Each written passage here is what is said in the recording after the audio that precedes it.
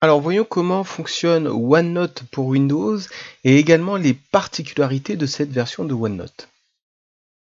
Alors qu'est-ce que OneNote pour Windows?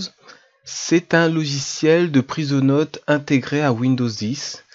Donc quelle que soit votre version de Windows 10, vous avez OneNote qui est accessible et vous allez pouvoir utiliser cet outil de prise de notes.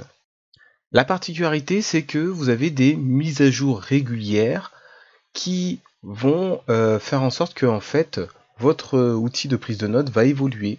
Vous allez avoir des fonctionnalités nouvelles, d'autres parfois qui seront abandonnées et il faudra s'habituer à fonctionner de cette manière. Et c'est la version disponible avec Office 2019. C'est-à-dire, en fait, avec Office 2019, il n'y a plus OneNote intégré. En fait, Microsoft vous dit qu'il faut utiliser OneNote disponible à partir de Windows 10. Donc si vous voulez migrer vers Office 2019, eh bien, il faut savoir que OneNote n'est plus accessible à partir d'Office 2019, mais bien intégré à Windows 10. Alors quelles sont les différences entre OneNote pour Windows et OneNote 2016? Bien, tout d'abord, c'est que OneNote pour Windows est vraiment la dernière version de OneNote. Et donc vous allez retrouver les dernières fonctionnalités de OneNote au travers de cette version-là.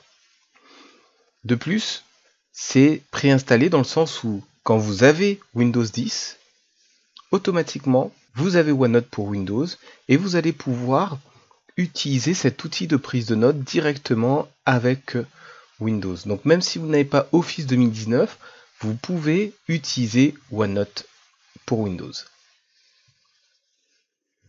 Et cette version de OneNote par rapport à la version 2016, vous avez de nouvelles fonctionnalités, de recherche, de notifications.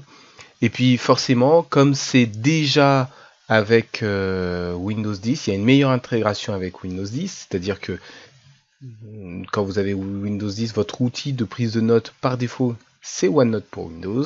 Et donc vous avez tout un tas de nouvelles fonctionnalités que vous avez en plus de la version 2016. Alors quels sont quelques exemples de fonctionnalités qu'on a avec Windows? Donc on a un partage simplifié, donc on va pouvoir partager son bloc-notes avec différents types de personnes. En fait, ces personnes n'ont besoin que d'une adresse email, d'un navigateur web pour modifier ce bloc-notes. Vous avez aussi une autre fonctionnalité qui va vous permettre d'afficher les notes selon la date du jour, d'identifier d'autres utilisateurs de votre bloc-notes. Vous avez un volet de recherche qui est intégré. Vous avez même la possibilité de personnaliser des stylés, donc vous pouvez avoir un stylet qui sera plutôt Stabilo Boss, un autre stylo ou même crayon à papier. Et vous pouvez même épingler des pages, vos pages préférées, celles que vous utilisez le plus, directement au menu démarrer de Windows pour avoir un accès plus rapide à vos pages OneNote.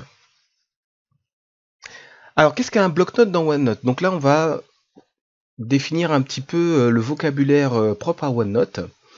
Alors dans OneNote, un bloc-notes, en fait, c'est un fichier. Il faut le voir comme ça. Et donc là, j'ai utilisé une image tirée du site Microsoft où il y a l'exemple d'un bloc-notes. Et donc dans ce bloc-notes, on va avoir des intercalaires ou des sections, comme on l'appelle dans OneNote. Et dans ces sections, on va pouvoir mettre X pages.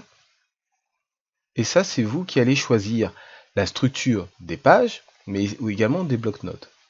Et au travers de OneNote, vous pouvez avoir plusieurs blocs-notes. Donc là, dans cet exemple, on a un bloc-notes classe, un bloc-notes travail, un bloc-notes personnel.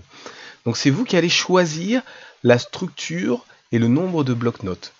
Ces blocs-notes, vous pouvez les enregistrer sur votre PC, ça c'est tout à fait possible, mais il est conseillé de les enregistrer directement sur Internet dans OneDrive, dans votre OneDrive, pour avoir accès à ce bloc-notes, que ce soit à partir de votre PC, votre smartphone ou de votre tablette. Donc voilà ce qu'est un bloc-notes, et donc vous allez travailler en fonction des bloc-notes, en fonction de thèmes, de projets ou de toute autre thématique comme vous le souhaitez.